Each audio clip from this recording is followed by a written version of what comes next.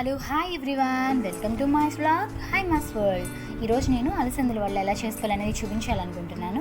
ఇవి వచ్చేసి మనకి చిన్నపిల్లలు చాలా హెల్తీ అండి.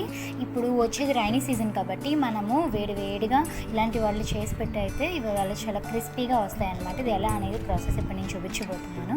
ఫస్ట్ మనం అలసందల్ని మనము 6 to 7 hours అనేది నానబెట్టుకోవాలన్నమాట.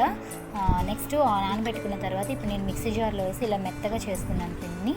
దాంట్లో ఏంటంటే నేను సన్నగా తరిగిన ఉల్లిపాయలు, డైజెషన్ కోసం జీలకర్ర, చిల్లీ ఫ్లేక్స్ అండ్ కరివేపాకు అండ్ పచ్చిమిర్చి, నెక్స్ట్ పచ్చిమిర్చి పేస్ట్ అనేది యాడ్ చేశాను. ఎందుకంటే చిన్నపిల్లలు తినడానికి అనుగుణంగా ఉండేటట్టు నేను లైట్గా వేసుకున్నాను అనమాట. మనం కొంచెం పెద్దవాళ్ళం అయితే కొంచెం స్పైసీనెస్ కోసం ఎక్కువగా యాడ్ చేసుకోవచ్చు.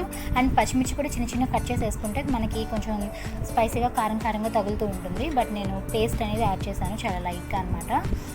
వీళ్ళు కూడా తినే విధంగా ఉండాలని చెప్పేసి చిన్నపిల్లలు ఉన్న వాళ్ళ ఇంట్లో. అండ్ టేస్ట్ కొంచెం పెరగాలని చెప్పేసి చిల్లీ ఫ్లేక్స్ అనేది యాడ్ చేశాను అనమాట. నెక్స్ట్ వచ్చేసి మీరు కొత్తిమీర అంటే కొత్తిమీర కూడా యాడ్ చేసుకోవచ్చు. నేను అవాయిడ్ చేశాను కొత్తిమీరని.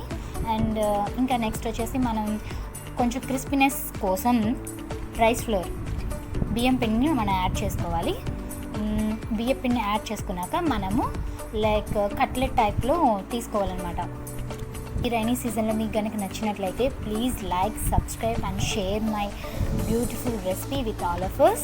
అండ్ మీరు కనుక ఈ రెసిపీని కంపల్సరీ చిన్నపిల్లలు ఉన్న వాళ్ళందరూ ట్రై చేసి పెట్టండి. వాళ్ళు అసలు కాదనకుండా తినేస్తారు. We are very enjoyable for this recipe. Okay, thank you for watching. Again I can meet you with wonderful recipes.